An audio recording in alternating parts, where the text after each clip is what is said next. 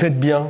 Vous êtes très bien. Vous êtes sans doute très bien sur TV Liberté. Vous êtes si bien d'ailleurs que vous pensez que c'est les vacances et que les vacances continuent.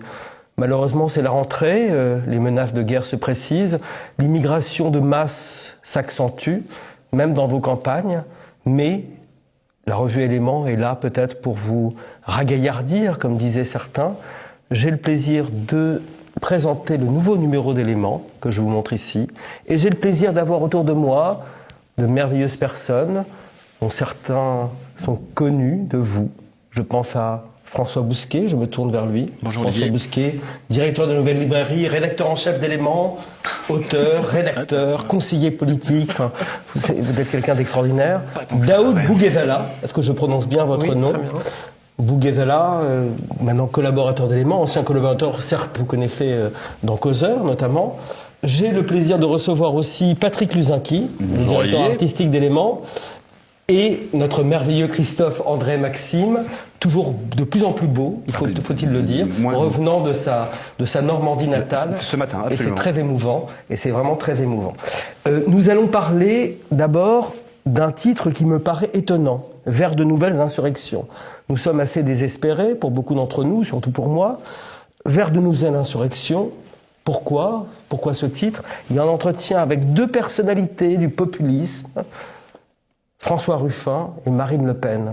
Alors d'abord Marine Le Pen. Parlons des gens qui parlent d'abord au peuple avant de parler des bourgeois. Alors, un mot sur ce dossier. Pourquoi? C'est un dossier sur les désobéissants. C'est une première pour nous, pas la désobéissance. On la traite depuis 50 ans, bientôt. Mais on a commandé un sondage exclusif. Alors là, pour le coup, c'est une première, comme font les news, magazines, les hebdos, les grands hebdos. On a commandé un sondage sur la question de la désobéissance à l'Institut dirigé par Jérôme Sainte-Marie, Polling Vox. Sainte-Marie, les gens le connaissent parce qu'on le voit, on le voyait sur LCI, mais il en a été chassé pour une proximité avec le Rassemblement national. Mais de fait, cette proximité existe puisqu'il va désormais diriger, elle s'est accentuée, il va désormais diriger l'école des cadres avec Jordan Bardella au sein du Rassemblement national. Pour autant, c'est un grand politiste ou un grand politologue, pour moi un des meilleurs, avec Fourquet. Pour moi, il y en a deux, c'est lui et Fourquet. Fourquet, rappelez-vous, c'est la thèse d'une France qui archipélise, et en revanche, mais la thèse est très intéressante, mais elle s'applique assez peu à la présidentielle. La vraie grille qui s'applique à la présidentielle, c'est celle de Sainte-Marie. Donc on a commandé à Sainte-Marie un sondage sur la désobéissance, et également un papier, avec un entretien de Marine Le Pen. Il n'y a pas d'entretien avec François Ruffin, parce que c'est tout le problème de François Ruffin. Je vais peut-être commencer par lui. C'est un demi-entretien que nous avons. Non, parce que c'est Ruffin a conscience qu'il y a une fracture électorale, il y a deux blocs qui s'affrontent. Il y a un bloc central auquel LFI appartient. De fait, c'est les bobos, les métropolitains, les citadins, plus les banlieues de l'immigration et les banlieues de l'islam. Or, dans la Somme, où il est élu déjà, où c'est son second mandat de député, manifestement, le discours de Jean-Luc Mélenchon n'opère absolument pas, ne parle pas du tout. Lorsqu'il est à Amiens, dans la banlieue nord d'Amiens, la banlieue musulmane, là, ça parle. Le discours, il y a une réception de la part de l'électorat, et il y a un survote musulman vis-à-vis de LFI. En revanche, dès qu'il est dans la France périphérique, qui est la France qui est la sienne, la personne fétiche, la Vierge Marie, c'est Marine Le Pen. Il a des passages dans son livre, la lettre du front de la Somme, donc sur cette France périphérique, qui est très loin des embusqués de la France centrale, de la France métropolitaine, de Paris. Il a des mots surprenants sur Marine, où il dit que c'est la Vierge Marine, que quand il fait des tournées électorales pour tracter, eh bien les gens, les ouvriers, lui disent non, nous allons voter pour Marine, pour la Vierge Marine. Moi, je crois qu'il y a un phénomène Marine. Les ouvriers disent la Vierge Marine. La Vierge Marine, on ne mesure pas à quel point. Moi, je pense que la comparaison de Marc Bloch sur les rois thaumaturges s'applique à Marine. Je veux dire, dès qu'un homme politique ou une notoriété arrive sur un marché, c'est une pluie de selfies. Mais chez Marine, c'est puissance 10, c'est puissance 100. Rappelez-vous, les rois thaumaturges, il y avait le toucher des écrouelles, on touchait les goitreux, on touchait les coups au Moyen-Âge, à la fin du Moyen-Âge, à chaque sacre d'un roi de France, et le toucher royal, l'onction royale était censée guérir les goitreux, donc les écrouelles. Marine, c'est un peu ça, donc Ruffin le concède. On le drague depuis plusieurs années, on le lit depuis très longtemps, parce que c'est le journal Fakir qui est très bon, c'est la bande du monde diplomatique, il est très très bon, Ruffin. Le patron de la rédaction, Pascal Esseri, qui est en relation avec lui depuis très longtemps. On essaye d'avoir un entretien avec lui dans Éléments, on ne l'a pas, je pense qu'on ne l'aura pas, parce qu'il n'est pas prêt à franchir le Rubicon, il est prisonnier. Il ne faut pas crier victoire, comme dit Kevin. Voilà. Mais cela étant dit, nous avons été pour la première fois conviés à la fête de l'UMA, et Pascal Esseri, donc le patron de la rédaction, a été à la fête de l'UMA, assisté à un débat de François Ruffin. Invité, il faut le rappeler. invité, oui, précisément sur les enjeux de la périphérie, les enjeux électoraux de la périphérie. Donc il y a un long reportage sur Ruffin. Surtout, il y a un entretien exclusif de Marine Le Pen à ceux qui disent, et moi j'en fais partie, qu'elle n'avait pas les épaules, qu'elle n'avait pas l'épaisseur, qu'elle n'avait pas la profondeur. Manifestement, au bout de 3 campagnes électorales, avec une dernière à 13 millions de voix, l'entretien est vraiment surprenant. C'est un entretien coup de poing, en vérité. Évidemment, j'ai l'idée de quelqu'un qui collabore élément et qui pense le combat métapolitique. Est-ce que vous pensez que notre mouvance, notre revue, a pu influencer Marine Le Pen ? Moi, je pense que la revue Éléments a accompagné beaucoup de gens qui sont passés de la gauche vers la droite, si tant est que le clivage soit encore opérant, alors qu'il ne l'est plus vraiment, puisqu'elle se reconnaît pas du tout, elle, dans ce clivage. On a beaucoup de lecteurs qui ont rejoint le RN, mais qui viennent, c'est surprenant, qui viennent du NPA. C'est vraiment dégoûté peut-être par le NPR. Ouais, donc ils sont très attachés comme Marine Le Pen. On voit la différence entre sur le sondage de la désobéissance, c'est fascinant. Les gens qui se revendiquent de la désobéissance dans le sondage, c'est plutôt des insoumis et des émoriens. L'électorat de Marine Le Pen ne se réclame assez peu de la désobéissance. En fait, il a intériorisé cette désobéissance. Il désobéit déjà depuis 10 ans, depuis 20 ans. Donc il est beaucoup moins sensible à cette thématique de la désobéissance, qui est une thématique peut-être un peu 68arde. Tandis que là, on est au cœur d'une thématique insurrectionnelle, et ces gens-là sont très sensibles au discours social de Marine Le Pen, comme ils sont très sensibles au discours social d'Éléments. La vocation d'Éléments n'est pas de prendre parti pour tel ou tel candidat, mais de s'intéresser aux lignes de fracture, ce que fait Alain de Benoît, aux lignes de fracture qui traversent le paysage politique français. Il y a une singularité française. La France est entourée d'une vague conservatrice, peut-être en Italie, en Suède en tout cas, en Pologne, en Hongrie, en Angleterre. Avec toutes les ambiguïtés que ça a aussi. Voilà, mais en France c'est autre chose. En France, pour le coup, il y a vraiment un électorat populiste qui s'est enraciné avec 13 millions de voix. Alors elle est très loin, à 13 millions des 19 millions, certes. Il faut les diviser par 2, donc il y a 3 millions d'écart. Il faudra les gagner, les grignoter en 5 ans. Donc on a voulu rentrer dans ce sujet-là. Et un dernier mot avant de passer la parole à mes camarades. Sainte-Marie a fait un papier, moi je le trouve royal. Donc je rappelle, Sainte-Marie, c'est la personne qui a théorisé les 2 blocs, une France de 2 blocs, élitaires, populaires, qui s'affrontent sans négociation possible. C'est-à-dire que ce sont 2 blocs qui s'éloignent de plus en plus, 2 planètes qui s'éloignent de plus en plus. Et il a fait un papier, moi je le trouve superbe, sur l'esprit de désobéissance, en s'appuyant sur un classique de la sociologie et de l'économie de Albert Hirschham, où Hirschham dit que le répertoire de contestation est assez large, certes, mais les attitudes politiques contestataires sont très limitées. Il y en a 3, ou non contestataires du reste. Il y a ce qu'il appelle loyalty, donc la loyauté, c'est-à-dire le consentement, l'acquiescement, c'est l'électorat macronien. Il y a ensuite ce qu'il appelle voice, c'est-à-dire la contestation sociale, l'opposition. Et il y a ensuite un phénomène qui est et sur lequel on s'attarde, l'exit, donc la démission, la sortie du système. Et on a un très long papier. D'ailleurs, on y reviendra. Moi, j'aimerais vous entendre, et j'aimerais notamment entendre Patrick Luzinski.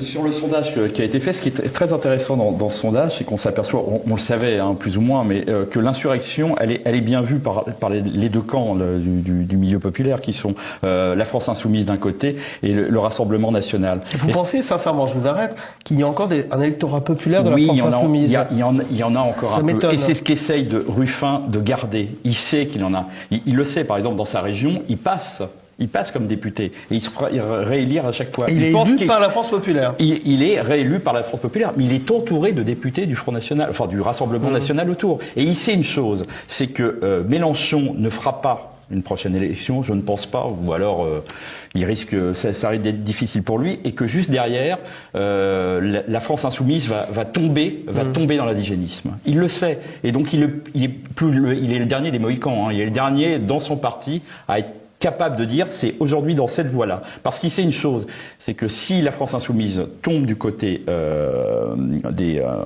pas des indigènes, des indigénistes, des postes, il y a une partie de l'électorat populaire de la France insoumise qui ira chez Le Pen, et là, elle gagne l'élection. C'est-à-dire qu'il y a, et on l'a bien vu entre les 2 tours, des gens de la France insoumise ont voté France insoumise au premier tour et Marine Le Pen au deuxième, et ça augmente. Et c'est ça qu'il a peur, lui. Comment expliquer, là je me tourne vers Daoud, l'obstination d'un certain nombre de cadres de la France insoumise d'être dans le délire wokiste le plus ahurissant, de poursuivre en fait ce grand chemin vers la postmodernité la plus délirante. Quand on voit qu'aujourd'hui qui représente la France insoumise, que ce soit cette pauvre Sandrine Rousseau ou cette gentille, je ne me rappelle même plus les noms d'ailleurs. Chez les Verts. Chez les Verts, oui. C'est la NUPES. C'est la NUPES. Enfin, la NUPES alterne, additionne un certain nombre de bourgeois gauchistes. Tout simplement, la NUPES, au premier rang desquels la France insoumise, applique la théorie de Terra Nova qui a été théorisée en 2012, et la coalition des minorités, grosso modo bobo, wokistes, minorités ethniques, féministes, la coalition progressiste qui acte en fait la sécession des classes populaires qui ont dit adieu à la gauche, si ce n'est à moins que ce soit l'inverse. Donc les sociodémocrates, voire les sociotraites du PS en 2012 ont théorisé. Et l'ironie, c'est que Mélenchon et ses sbires l'ont fait, l'appliquent. Et d'ailleurs, sans être complotiste, on peut se poser des questions sur la cabale anti-Quatennens. Ça commence mal, hein, sans être complotiste. Oui, ça commence mal. Mais je me demande si la cabale contre ce pauvre garçon Adrien Quatennens pour l'histoire de la gifle, qui était un des derniers remparts, ce que dit Kuzmanovic, au courant wokiste, indigéniste au sein des hautes instances de la France insoumise, s'il n'y a pas aussi une forme de règlement de compte de toute la frange gaucho, fémino, indigéniste contre... Je m'interromps parce que vous avez l'air de connaître bien les arcanes de la France insoumise. Pas du tout. Pourquoi Adrien Quatennens était une sorte de barrage à cette orientation? Après tout, quand on voit c'est un pauvre roux qui joue de la batterie dans le groupe de rock de la France insoumise, il n'est pas très sympathique, il est assez terne, il répète ce que lui a dit Mélenchon. Il est assez nul, Adrien Quatennens. Oui, disons que c'était un troisième terme entre Kuzmanovic, pour prendre quelqu'un qui est parti de la France insoumise, et quelqu'un comme Daniel Obono. Donc il essayait de maintenir les équilibres, un petit peu comme Mélenchon il y a 5 ans. D'accord. Moi, je pense qu'il n'y a pas d'espace politique. Ils sont condamnés soit au départ, comme Kuzmanovic, pour créer un parti, une structure souverainiste qui sera confidentielle, par nature, elle sera confidentielle. Ou alors les courageux, mais ils sont quand même assez peu nombreux au sein des Insoumis, comme Andrea Cotarac, qui était conseiller régional LFI et qui est basculé au Rassemblement national et qui aujourd'hui est l'assistant, et puis le très proche d'Hervé Juvin, avec qui on fait un entretien du reste sur la question du localisme et du patriotisme économique. Mais ce que je veux dire par là, c'est qu'il n'y a pas d'espace politique pour eux. C'est le dilemme majeur de la gauche, c'est qu'elle est condamnée à l'indigénisme, elle est condamnée à la racisation, elle est condamnée au wokisme. Macron les a siphonnés. Il a tué le PS, donc ils ne peuvent que rallier la frange de gauche du macronisme, ou alors pour les gens comme Ruffin, mais il le fera pas, je le crains. C'est basculer comme l'a fait Cotarac. Et à mon avis, on peut penser que Sandrine Rousseau, la brave Sandrine Rousseau que j'aime de plus en plus, il faudrait l'aimer. Et d'ailleurs, je pense que sa survie médiatique, c'est 5 ans. Parce que dans 5 ans, personne n'entendra parler de Sandrine Rousseau. Voilà. Mais il ne faut pas parler que de vers les nouvelles insurrections. Les nouvelles insurrections, c'est aussi la tentative de désertion. On a vu beaucoup, de manière très narcissique d'ailleurs, dans certaines grandes écoles, des gens disaient « nous ne travaillerons jamais », alors que les mecs, même depuis l'âge de 17 ans, avaient fait tout ce qu'il fallait pour avoir ces diplômes-là, pour devenir donc ingénieur du nucléaire ou ingénieur ou travailler dans l'agriculture. Maintenant, la mode est à la désertion. C'est assez spécial. Il y a une épidémie. À HEC, on voit. Mais pas seulement à HEC, d'abord. Une pauvre gourde d'HEC qui dit « je crois à l'écologie » alors qu'elle a eu son diplôme. Elle aurait pu quand même partir sur les routes. Sur les écoles d'ingénieurs, je suis pas ingénieur ni scientifique, mais les copains qui sont ingénieurs et scientifiques me disent non, moi je suis pas Sandrine Rousseau, ni Olivier François, ni Olivier Molin. Sardine Rousseau sur la question où elle préfère les sorcières. Je suis un peu que Mercourt, elle préfère les sorcières, dit-elle, aux ingénieurs. Bon, c'est pas mon cas. J'aime bien les ingénieurs beaucoup. Ah bon? Vous en connaissez d'ailleurs? Oui. Simplement, les gens vous disent que en particulier, donc c'était soit Centrale, soit aux Mines, je sais pas, où il y a eu plusieurs élèves qui, pour la remise des prix, ont pris leur distance vis-à-vis, mais c'était les mauvais élèves, c'était les plus nuls en maths, les plus nuls, etc. Les meilleurs continuent quand même à défendre néanmoins cette ligne de l'ingénieur, pour laquelle j'ai pas d'hostilité. Sur la question de la grande démission, oui, déjà anté-Covid, Covid et en post-Covid, il y a ce qu'on appelle aux États-Unis un phénomène que les Américains appellent le Great Demission, donc où il y a un phénomène d'exiteurs, donc des gens qui sortent du système, qui sont démissionnaires. Il y a énormément de gens qui quittent leur emploi ou sans le quitter, qui demandent à ce qu'il soit aménagé avec du temps partiel et non pas des horaires des semaines à 50 ou 60 heures. Beaucoup de gens qui quittent leur travail sur un marché de l'emploi qui est assez volatile, c'était avant la crise, là pour le coup, qui est assez volatile aux États-Unis, qui permettait, quand vous démissionnez, d'être rembauché dans la foulée. Il y a le livre dont on a beaucoup parlé à Éléments de Graeber, qui est mort, lui, après le Covid, justement, sur les bullshit jobs, donc les jobs de merde, les jobs à la con, pardon, parce que les jobs de merde, au contraire, le job à la con, c'est un job qui est bien payé et qui ne sert à rien, et le job de merde est un métier qui sert à quelque chose, mais qui est mal payé. Mais dans les jobs à la con, disait-il, il y a à peu près 40%, c'est colossal, 40% en Angleterre, en Grande-Bretagne, en Irlande, hein, aux États-Unis, de cadres sup, hein, qui pensent que leur boulot est un job à la con. Donc ils ont raison. Et donc ces gens-là, évidemment, sont plutôt en ce moment sur le départ. Mais simplement, il faut quand même, c'est ce que fait Guillaume Travers dans le papier. Il faut s'interroger sur ce syndrome de la fuite, hein, qui est un symptôme d'une société qui vieillit, qui peut-être qui bascule dans les formes de décadence, hein, en tout cas de lassitude, hein, d'énergie qui s'écroule. Hein. Donc le sentiment qu'on a au sortir du papier de Guillaume Travers, donc notre économiste en chef, notre économiste organique, hein, il est très contrasté, très mitigé. C'est peut-être y a-t-il aussi une très grande fatigue de l'Occident, parce qu'on travaille de plus en plus en Chine, en Inde, au Brésil, hein, dans tous les pays du monde, sauf chez nous. Donc, mais à la manière occidentale. À la manière occidentale. Écoutez, moi je pense que on peut être dégoûté par le fait d'être. Oui, mais tous les peuples sont établis. Olivier, ça rejoint exactement ce qu'on parlait tout à l'heure des ingénieurs français. Les ingénieurs français, en fait, tout le monde s'en fout des ingénieurs français, on n'a plus d'industrie. Les Indiens, les Chinois font chaque année des milliers d'ingénieurs sortent de leurs écoles pour faire les nouvelles technologies de demain. C'est eux qui sont en train de faire le monde de demain. Parce qu'ils ont été occidentalisés. Et aujourd'hui, on rejoint effectivement ce doute qu'on avait trouvé aussi, qu'on retrouve dans le livre de Matthew Crawford, hein, sur le sens du travail, etc. C'est-à-dire qu'on est une société, effectivement, on vieillit, on ne représente plus et on l'a bien vu là sur l'histoire de la guerre avec l'Ukraine, quand on dit regardez, tout le monde est contre les Russes. Non, c'est le vieil Occident. Ça c'est vrai. Ouais. C'est le vieil Occident qui aujourd'hui est malade. Ouais. Il y a une crise de la valeur travail. Hein. Patrick a raison d'insister sur Matthew Crawford, qui est un magnifique essayiste, encore un type, hein, je crois, pour lequel, même s'il est américain, nord-américain, états-unien, Élément a joué un rôle. Hein. On a fait une couve consacrée avec Crawford.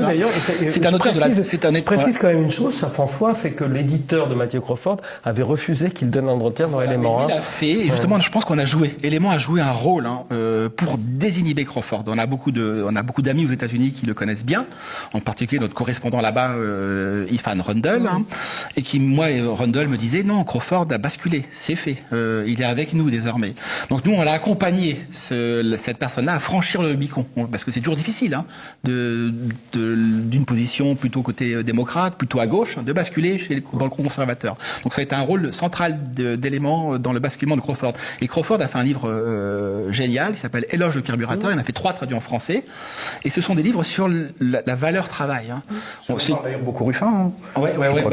Donc, que notre usateur achète vraiment Élément, puisque il y a l'entretien avec Marine, avec Nicolas Gauthier et Pascal Esséric, mais il y a aussi donc Pascal Esséric, notre rédacteur en chef, qui a été à la fête de l'UMA, qui est pas un papier, il serait pas content, le pauvre Pascal, on lui lit papier, l'article de Pascal, qui est très coloré, très drôle, avec beaucoup de profondeur, et Ruffin, effectivement, il est dans la France du travail, et notamment Roussel aussi, le dirigeant du Parti communiste, ce que ne supportent pas les gauchistes culturels, en fait, qui veulent parler de toute autre chose que la valeur travail.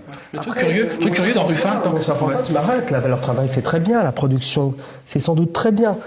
Le socialisme des producteurs, comme disait Georges Sorel, comment s'appelle-t-il, tous les syndicalistes révolutionnaires, sauf que la production pour eux est encore une production dont on pouvait se réapproprier de manière artisanale pour l'humaniser. La Chine aujourd'hui, certains amis nationaux révolutionnaires fantasment sur la Chine. La Chine, c'est la télésurveillance, le nucléaire et le numérique. En tant qu'Européen, j'ai pas l'impression que ce soit quelque chose de formidable. Mais également l'écologie. Mais c'est pas ce que dit Crawford. L'écologie d'ailleurs, qui est une manière pour la société industrielle, on le voit avec les. C'est pas ce que dit Crawford et c'est pas ce que nous disons à Élément. Moi, j'ai toujours en tête le mot de Jean-Claude Albert Veil, génial, parce que lui, il avait un modèle anti-productiviste. Hein. Et il disait moins d'usines, plus ateliers, très proudhonien. Vous remarquerez qu'Hervé Juvin, dans son livre sur le localisme, qui s'appelle Chez nous, qui est un eurodéputé RN, et on a fait un débat avec Juvin et Carayon. Carayon, qui est un ex-député LR, qui a fait 2 ou 3 mandats de député, conseiller, aujourd'hui il n'est plus que maire et conseiller régional, un livre sur le patriotisme économique, où justement, avec Carayon et Juvin, on essaye de repenser la valeur travail en lui conférant un sens. C'est ce que fait Guillaume Travers. Et puis Guillaume Travers, le merveilleux, voilà. Guillaume Travers fait plusieurs livres sur l'économie médiévale, pour essayer, pas pour recréer une société amiche, comme dirait la politique de Macron, loin de là, mais pour essayer de réfléchir à une troisième voie pour le XXIe siècle. Et comment qui ne ressemble la puissance et au fond une société et le sens. Voilà, le sens. Donc, cher ami, il est 5 minutes, enfin, on est à 5 minutes 29, 28, 27 même de la fin de cette émission. Il faut passer au coup de cœur. Moi, je suis très heureux d'ailleurs de réhabiliter les coups de cœur et les coups de gueule. Et vous allez nous parler. Je pense qu'il y a un coup de cœur comme en priorité. Il y a un coup de cœur d'abord. Il y a un coup de cœur.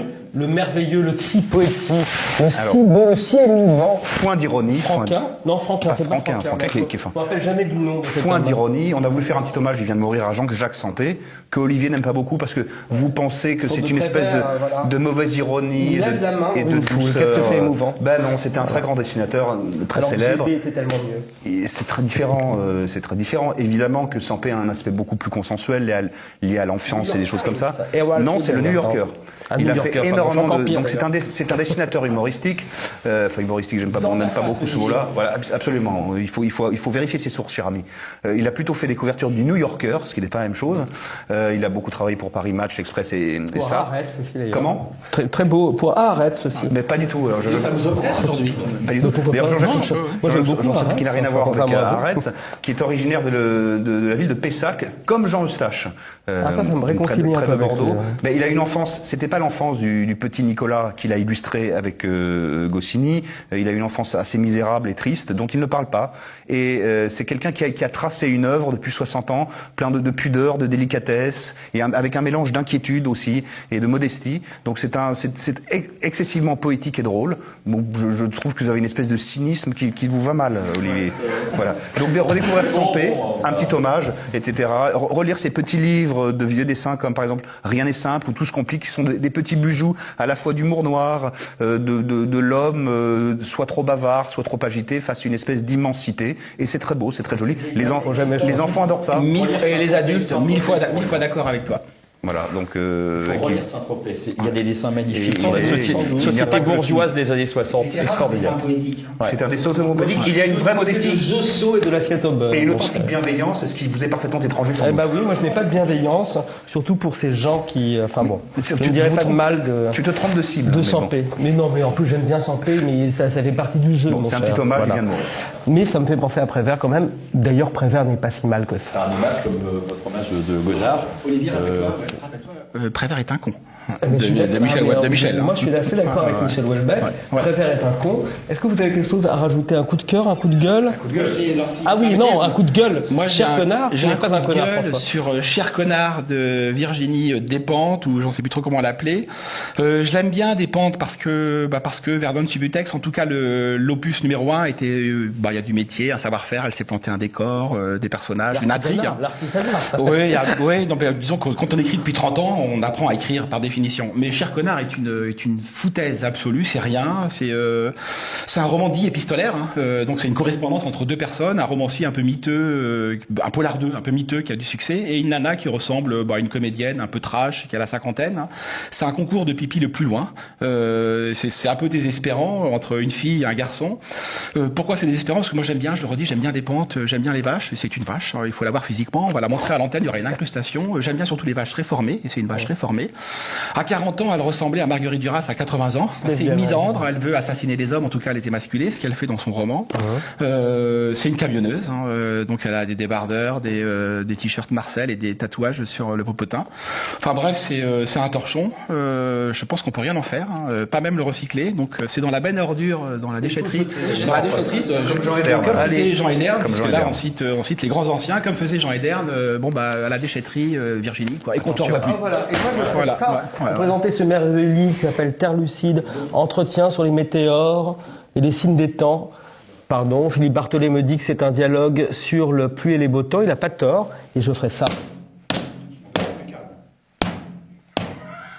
Alors je le fais mal, mais c'est le début faut le voir comme une grande pièce de théâtre où c'est un dialogue merveilleux entre un des deux plus grands esprits de ce siècle, qui sont un peu la suite de Joseph de Maistre, où il nous parle de tout, de rien et de l'essentiel, à la suite de Joseph de Maistre. Et j'en parle très vite parce qu'il reste 13 minutes, 13 secondes, mais il faut lire ce livre. Et j'en parlerai dans Éléments, dans le prochain livre. Voilà. Dans le prochain élément. Dans le prochain élément. Pardon. Excusez-moi. Merci à vous et à bientôt, au fond.